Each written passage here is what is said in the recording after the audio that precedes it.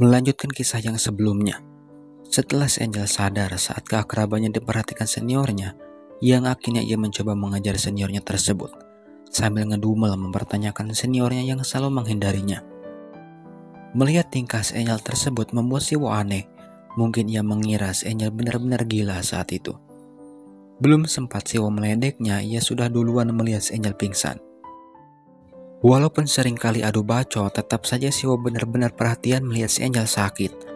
Si Angel benar-benar mendapatkan pula perhatian dari Siwo sampai ia sembuh. Begitupun si Angel sendiri yang berakhir keduanya diam-diam saling lempar perhatian.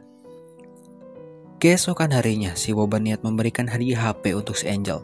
Dan seperti biasa, Siwo memberikannya dengan kalimat bernada ganjak ribut. Ia tak mau terlihat seperti sebuah perhatian saat memberikan hadiah tersebut.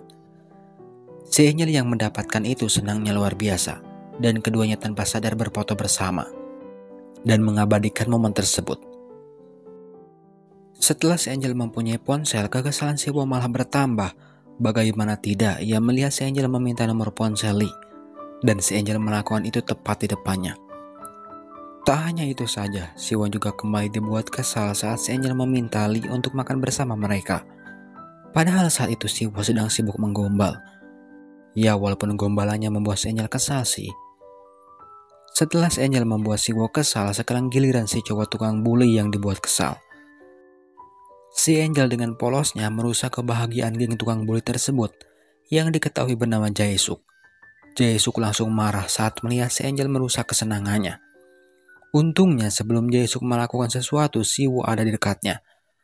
Tapi bukan Siwo yang membuat Jae-suk tak berkutik, melainkan Lee yang tiba-tiba saja ikut nimbrung. Ia memberikan uang kepada Jae-suk yang membuatnya langsung tersinggung. Dan gara-gara itu juga Jae-suk balas dendam. Ia memfitnah Lee saat ia ketahuan nyontek. Dengan kalemnya, ia mengatakan kepada gurunya atau ibu tirinya Lee kalau yang memberikan contekan tersebut adalah Lee anaknya. Walhasil keduanya dihukum. Siwo yang tahu kebenarannya mencoba membela Lee dan mencari bukti untuk itu.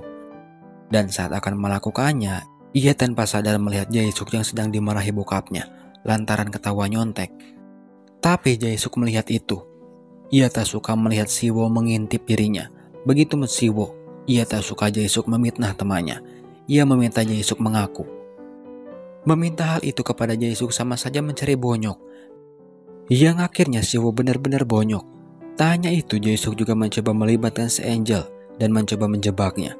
Untungnya saat itu si Angel sedang bersama Lee. Sesampainya di lokasi pembulian, si Angel dan Lee melihat Siwo siap ditabrakan dengan motor Jae-suk. Si Angel tak tinggal diam. Dengan kekuatannya, ia membuat motor yang dikendarai Jae-suk mati. Yang seperti biasa, setelah ia melakukan itu, si Angel pingsan. Dan untuk kedua kalinya ia pingsan tepat di pelukan Lee. Setelah membaringkan si Angel di tempat yang aman, Lee maju dan menghajar Jae-suk and the gang. Tak ingin kalah, akhirnya Siwon pun bangkit dan menghajar balik Jae-suk CS. Setelah perkelahian itu usai, Siwo, Lee dan si Angel pulang. Dalam perjalanan pulang tersebutlah Siwon terus-menerus diledek habis-habisan oleh Lee yang katanya tak mampu melawan. Tak ingin jatuh harga dirinya di depan si Angel, Siwo pun berdalih kalau ia hanya mengalah. Si Angel yang melihat kedua teman cowok gantengnya ribut berinisiatif mendamaikannya dengan membuat keduanya bergandengan tangan. Tapi ternyata direspon dengan geli oleh keduanya. Sesampainya di rumah, si Angel dengan sigap mengobati luka Siwo. Tapi yang lucunya obat yang dipakai malah obat jamur. Walhasil membuat Siwo kembali kesal dengan olah Angelnya tersebut. Tak lama dari itu, Siwo berbicara tentang Lee dan si Angel. Ia protes setiap si Angel pingsan selalu berada di pelukan Lee. Dan Siwon mengingatkan supaya tak terulang lagi adegan tersebut. Si Angel juga merasa begitu, bahkan ia dengan entengnya mengatakan mungkin ia berjodoh katanya dengan Lee, yang langsung mendapatkan respon keras dari Siwo. Gara-gara itu juga membuat Siwon aneh. Ia rela tengah malam mencari obat pingsan di Google hanya demi si Angel. Segala resep ramuan semuanya ia pelajari. Tentu saja Siwo tak langsung memperlihatkan itu obat kepada si Angel. Siwo hanya perlu memasak dengan resep obat yang ia pelajari dan menyamarkannya menjadi sebuah makanan. Sejak saat itu perhatian demi perhatian terus diperlihatkan Siwo. Contohnya saja saat si Angel memasak sambil dibarengi wajangan-wajangannya. Yang setelahnya Siwo memberikan wajangan yang membuat si Angel terdiam. yaitu Siwo memintanya untuk terus berpura-pura menjadi sepupunya. Dan ternyata pembicaraan mereka didengar si cowok tukang bully yang bernama Yeri. Dan yang pertama kali menyadari keberadaan Yeri tersebut adalah si Angel, yang akhirnya keduanya memutuskan untuk bicara. Di sini Yeri meminta si Angel untuk menjauh Siwo, tapi bukan itu yang membuat si Angel terdiam, yaitu saat mendengar alasannya yang betapa cintanya Yeri kepada Siwo. Sejak saat itu sikap si Angel kepada Siwo berubah, seolah menjaga jarak terhadapnya. Dan sejak saat itu juga ia lebih memilih bantuan Lee ketimbang Siwo. Bahkan sekarang ia lebih sering jalan bareng bersama Lee. Walaupun begitu tak membuat Siwo menjauh, ia terus-menerus merecokinya. Ia tak membiarkan si Angel berduaan dengan Lee. Sedangkan di lain tempat hal mengejutkan terjadi. Ibunya Lee menemui neneknya Siwo, yang ternyata terungkap ibunya Lee adalah ibu kandung Siwo. Dan tujuan si ibu ke sana bukan untuk ketemu kangen dengan anaknya yang bertahun-tahun tidak bertemu, melainkan untuk meminta neneknya memindahkan Siwo dari sekolah tempat ia mengajar. Ia juga memberikan amplop kompensasi, dan yang paling menyakitkan sekaligus membuat mantan mertuanya marah yaitu saat mengetahui alasan ibu Lee yang katanya ia sudah bahagia dengan kehidupannya yang sekarang. Dan ibunya Lee juga meminta mantan mertuanya untuk merahasiakan kebenaran kalau ia adalah ibu kandungnya Siwo. Kembali ke Siwo yang kembali tersakiti. Itu berawal saat ia diajak oleh temannya untuk jalan-jalan ke suatu tempat. Siwo siap ikut kalau si Angel ikut katanya. Tapi pada kenyataannya si Angel malah ngajak Lee yang saat itu juga membuat Siwo lemes. Sesampainya di tempat tujuan, si Angel kembali ditemui Yeri. Ia kembali meminta tolong untuk menjauhi Siwo. Dan Yeri juga mengatakan rencananya yang akan mengutarakan perasaannya kepada Siwo. Tapi yang anehnya saat Yeri mengatakan itu ekspresi si Angel berubah. Yang akhirnya si Angel memutuskan untuk berduaan dengan Lee dan kembali menjauhi Siwo sesuai permintaan si Yeri. Sedangkan Siwo terpaksa berduaan dengan Yeri sampai akhirnya Siwo mendengar ungkapan perasaannya. Tak banyak berpikir, Siwo langsung menolaknya dan ia meninggalkan Yeri sendiri. Yang setelahnya Siwo menemui si Angel yang sedang berduaan. Ia juga merebut si Angel dari sisi Lee sambil mengatakan permintaannya yang meminta si Angel untuk berada di sisinya. Jelas mendengar ungkapan perasaan Siwo tersebut membuat si Angel kabur. Siwo sempat akan mengejar tapi dicegah oleh Lee. Yang setelahnya Lee menemui si Angel yang anehnya sambil berekspresi senang. Lee juga mendengar kejujuran si Angel yang baru ia ketahui kalau si Angel dan Siwo bukanlah sepupu. Lee tak peduli itu, ia masih senang mendengar penolakan Siwo tadi. Saking senangnya sesampainya di rumahnya pun Lee masih membayangkan momen-momen indah bersama si Angel. Sedangkan untuk Siwo dan si Angel, keduanya mendadak canggung. Keduanya sampai tak mau berjalan bebarengan, khususnya untuk si Angel yang pertama kalinya ditembak oleh seorang cowok. Saat Siwo berjalan sejajar dengannya, si Angel spontan mundur. Keesokan harinya pun tiba, yang diawali dengan si nenek yang sedang dandan siap-siap pergi ke suatu tempat. Yang tak lama ia ditemui cucunya yang siap berangkat ke sekolah. Siwo juga mempertanyakan si Angel yang sudah tak ada di rumahnya. Melihat Siwo dan si Angel yang tumben-tumbennya tak berangkat sekolah bareng, membuat si nenek curiga. Ia menuduh Siwo kalau keduanya bertengkar, yang spontan membuat Siwo gugup lantaran ingat dengan penembakannya kemarin. Yang akhirnya ia mengalihkan pembicaraan dengan mempertanyakan si nenek yang sudah cantik. Dengan pang ceria, si nenek menjawab kalau ia berniat berlibur selama beberapa hari, dan Siwo mendukung itu. Kebenaran tentang hubungan Siwo dan si Angel merebak di seantero sekolah, dan mereka menganggap keduanya pacaran. Dan gara-gara itu juga membuat keduanya semakin canggung. Si Angel seharian itu sibuk kucing-kucingan dengan Siwo. Tak tahan dengan situasi tersebut membuat Siwo tak bisa tidur. Sampai akhirnya ia nekat menemui si Angel yang juga sedang mengalami hal yang sama. Tapi saat keduanya bertatap muka, malah Siwo harus menahan malu lantaran si Angel kembali membahas kejadian yang ia hindari. Dan untungnya si Angel tetaplah si Angel gadis super polos.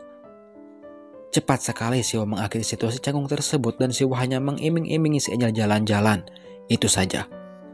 Yang akhirnya keesokan harinya Siwo melaksanakan janjinya tersebut, membawa si Angel senang-senang seharian. Dan berkat itu Siwo dan si Angel semakin lengket.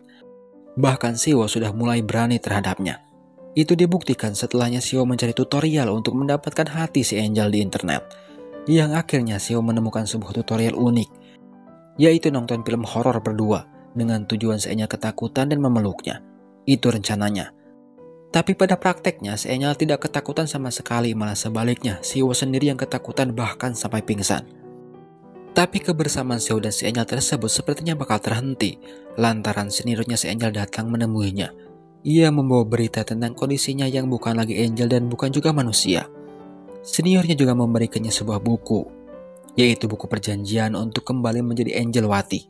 Dan si Angel diberi waktu 1 minggu untuk menandatangani perjanjian tersebut. Kalau tidak, si Angel bakal lenyap katanya. Sejak saat itu, si Angel bingung antara senang dan sedih.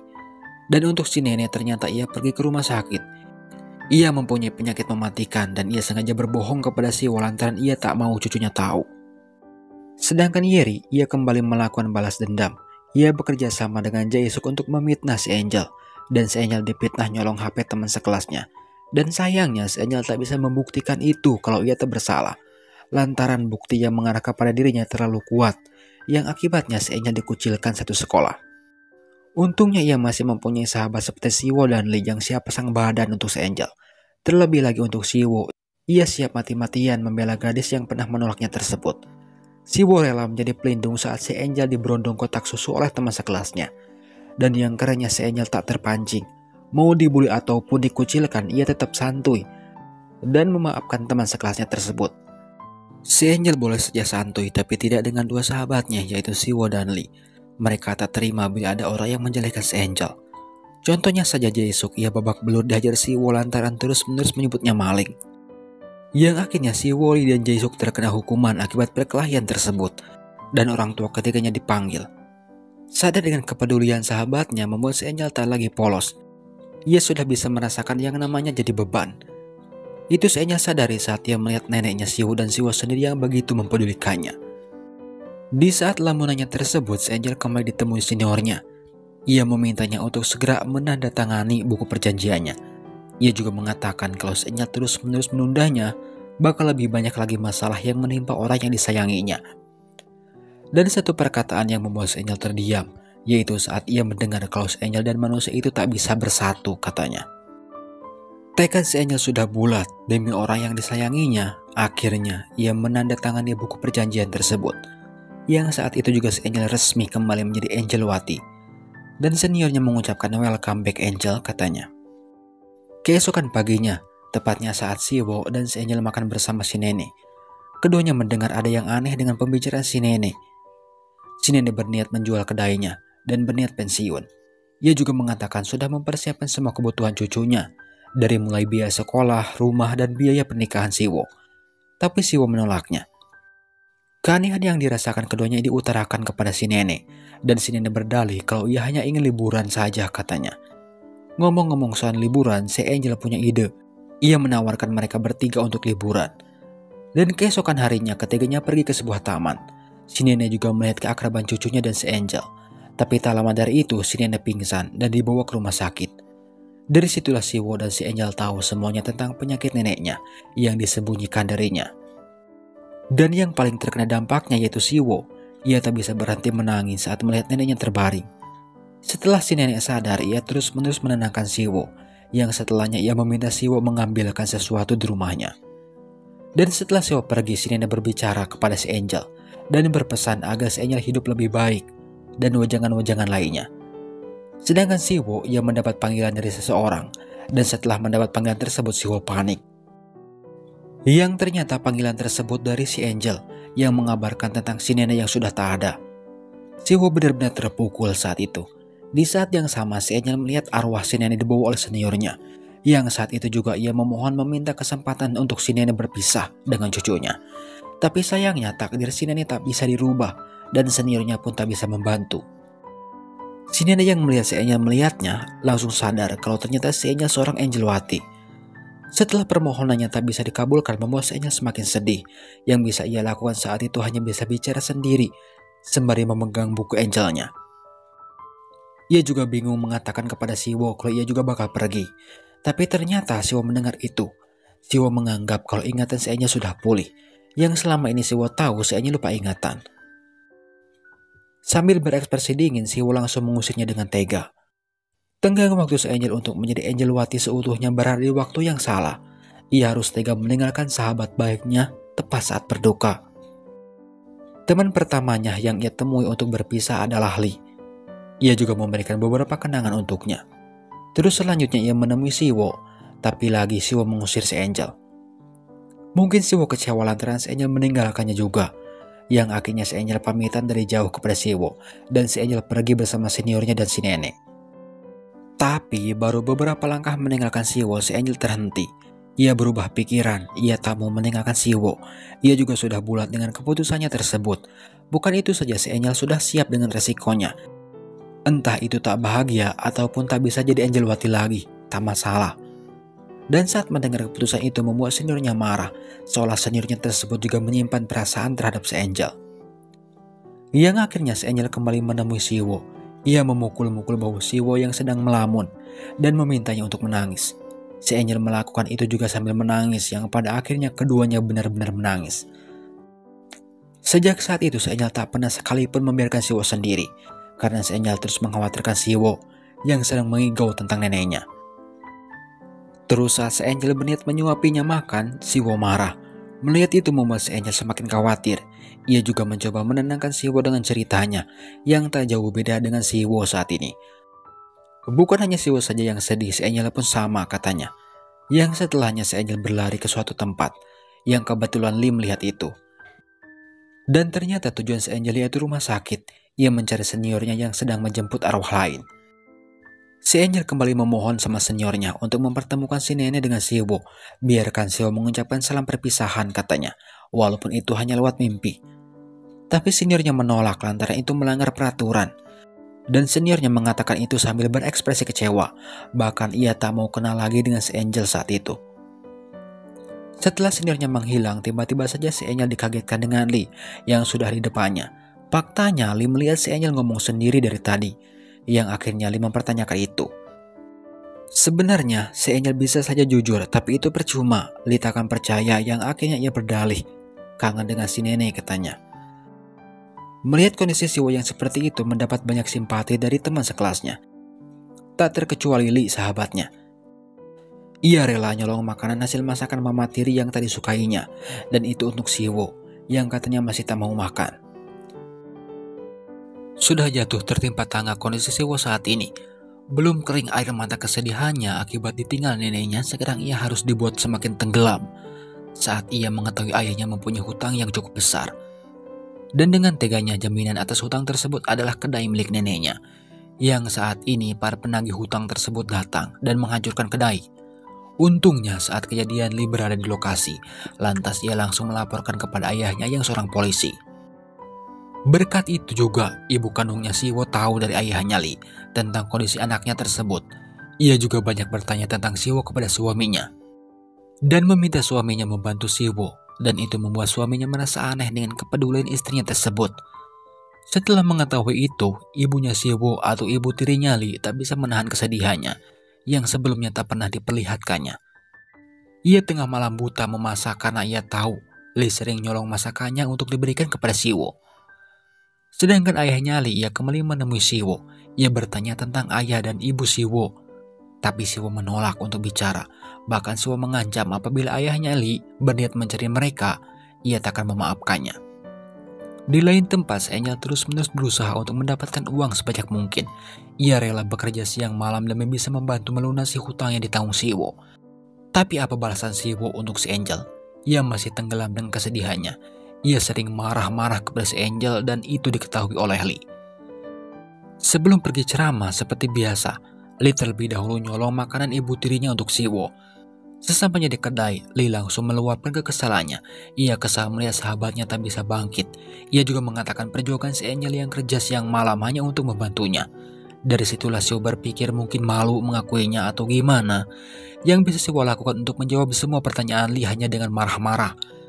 Siwo tidak pernah meminta si Angel untuk seperti itu katanya. Sedangkan si Angel, ia menemui penagih hutang dan memberikan gaji hasil kerja kerasnya kepada mereka. Dan ia berjanji bakal melunasi utangnya, walaupun itu harus menyicil katanya. Tahu uang yang diberikan si Angel tak cukup, para penagih hutang tersebut malah berbuat kurang ajar terhadap si Angel. Untungnya saat itu Siwo datang. Dan seperti biasa saat ia bertemu si Angel selalu saja marah-marah.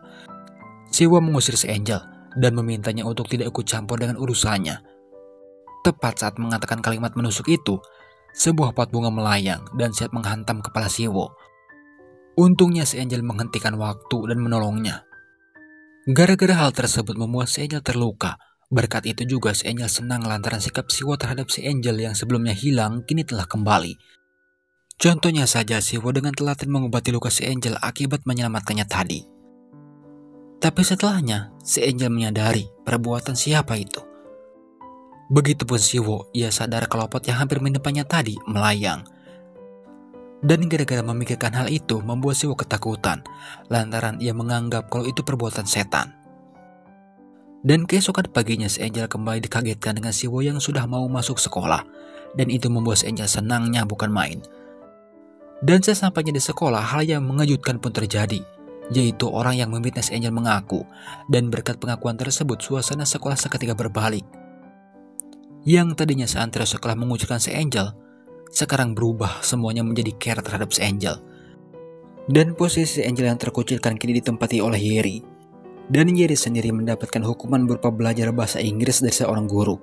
Memang simpel, tapi kalau melihat hukuman sosialnya sangat mengerikan. Dan saya kira itu pantas untuk siswa yang suka membuli. Setelah menugaskan Yeri, guru itu kembali menugaskan murid untuk saling bertukar tempat duduk. Yang sebelumnya si Angel duduk dengan Siwo, kini ia duduk dengan Lee, dan Siwo sendiri dengan Yeri. Di saat Lee duduk dengan si Angel itulah ia melihat tangan si Angel terluka, yang saat itu juga ia menemui Siwo dan mengobarkan perang kepada Siwo untuk berlomba mendapatkan si Angel, yang tentunya persaingan keduanya persaingan sehat. Dan sepertinya perasaan Lee bakal bertepuk sebelah tangan sih kalau melihat keakraban si Angel dan Siwo yang seperti pasangan. Sampai suatu ketika si Angel pergi ke perpustakaan untuk membaca buku tentang Angel, yang ternyata ia dibuntuti Siwo. Siwo protes lantaran semenjak si Angel dan Lee satu bangku, ia sering melihat si Angel ketawa ketiwi tak jelas. Spontan si Angel dengan polosnya menuduh Siwo cemburu. Jelas Siwo tak mengakui perasaannya tersebut. Lagi enak-enak ngobrol, tiba-tiba saja buku yang di rak bergerak sendiri dan hampir mengenai Siwo. Untungnya si Angel sigap menolong Siwo. Si Angel tahu itu perbuatan siapa. Saat itu juga ia mencari seniornya, yang ternyata benar itu ulah dia. Si Angel protes lantaran Angel tidak berbuat jahat, dan seniornya tersebut tak pantas menyandang gelar Angel katanya. Yang ternyata Siwo melihat si Angel, yang terlihat olehnya si Angel ngomong sendiri. Tapi mendengar perkataan si Angel tadi membuat Siwo teringat saat pertama kalinya ia bertemu, yang saat itu si Angel menolongnya jatuh dari atas gedung, yang akhirnya sekarang Siwo yakin kalau si Angel benar-benar Angelwati. Yang setelahnya Siwo membaca buku yang dibaca si Angel, dan itu membuat Siwo kaget lantaran dituliskan kalau seorang Angel yang jadi manusia dan diketahui oleh manusia lainnya, Angel tersebut bakal lenyap katanya. Tak lama dari itu Siwo kedatangan seorang pria yang bernama Choi Songgo. Ia mengaku sebagai Angel pertama yang jadi manusia, dan ia meminta Siwo merahasiakannya, dan Siwo berjanji untuk itu. Yang ternyata senior si Angel kembali akan mencelakai Siwo. Untungnya Choi menghentikannya. Dan senior itu juga kaget Choi bisa melihatnya. Tapi setelah Choi memperkenalkan namanya, seniornya si Angel berubah sikapnya menjadi segan terhadap Pak Choi, yang ternyata ia orang tersohor di kalangan para Angel. Hal yang pertama dilakukan Siwo untuk melindungi si Angel dengan menyembunyikan baju Angelwatinya di kolong tempat tidurnya. Padahal sebenarnya si Angel sendiri sudah tahu tentang Siwo yang mengetahui identitasnya. Tapi walaupun sudah tahu satu sama lain, keduanya bersikap biasa saja. Malah keduanya tak peduli dengan itu. Contohnya saja sekarang, keduanya malah jalan-jalan. Tapi rencana tersebut gagal lantaran ia bertemu dengan Lee yang sepertinya sedang sedih. Yang akhirnya Siwo dan si Angel mencoba menghiburnya dengan membawanya ke tempat lomba makan mie. Dan yang mengejutkan, yang memenangkan perlombaan tersebut adalah si Angel. Yang setelahnya ketiganya pulang ke rumah Siwo. Di sini Siwo malah kembali makan. Ia memuji masakan ibunya Lee.